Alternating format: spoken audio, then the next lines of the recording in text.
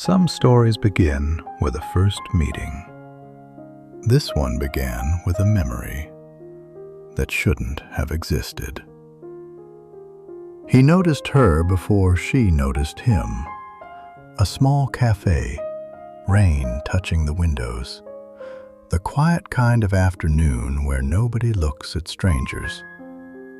She walked in, looked around, and then her eyes stopped on him.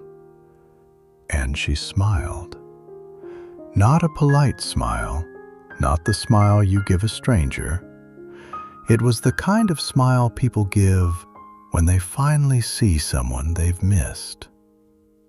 He looked behind him, thinking she was greeting someone else, but there was no one there.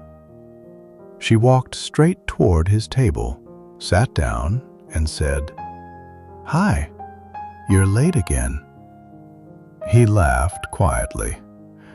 "I think you have the wrong person." Her smile faded slightly. The confusion in her eyes looked real. "Stop joking," she said softly. "You always say that when you're nervous." Something about the way she spoke felt familiar, too natural, too comfortable. Like continuing a conversation that had already started long ago. He told her again they had never met. She stared at him, searching his face.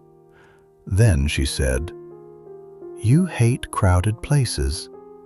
You always sit near windows. And you drink coffee without sugar, even though you pretend you don't like bitter things." Every word was correct. But he had never told her any of that. He asked her name. "Anna," she said quietly. The name meant nothing to him, but somehow it felt heavy in the air. She began talking about moments they supposedly shared.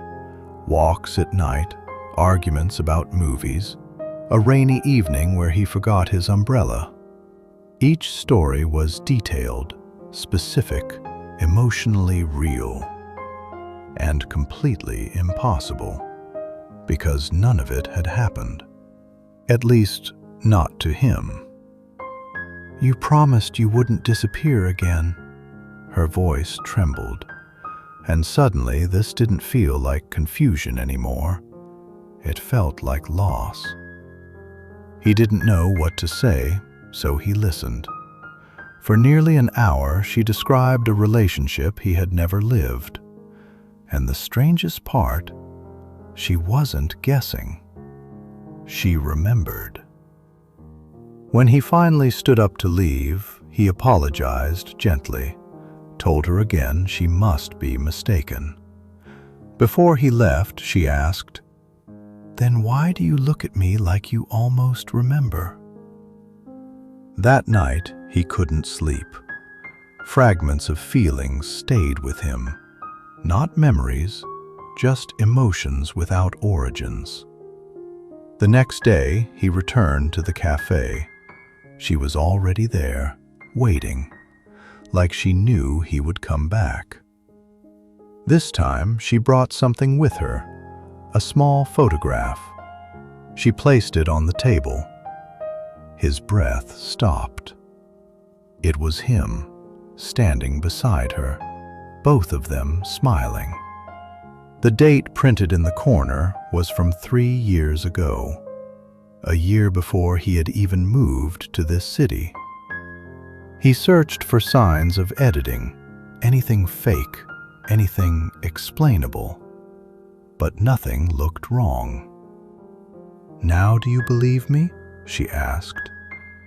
He wanted to say no. He needed to say no. Instead, he asked, "Where was this taken?" "The place where we first met." Days passed.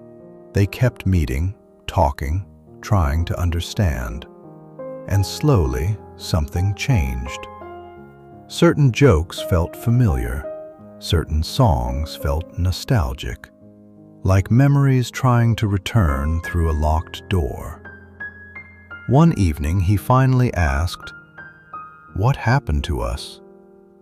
She looked down. You disappeared. No goodbye, no explanation. Just gone. The doctors said trauma can erase memories. The world felt suddenly unstable. Had he forgotten an entire life? An entire love? Or was something else wrong?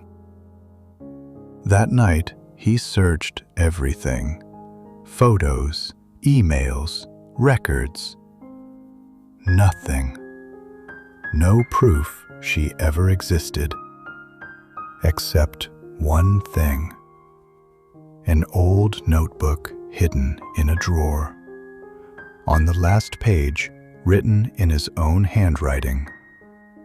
If I ever forget her, please find Anna again.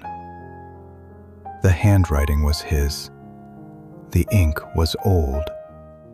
And for the first time, he wasn't sure which was more frightening, that she was lying or that she was telling the truth.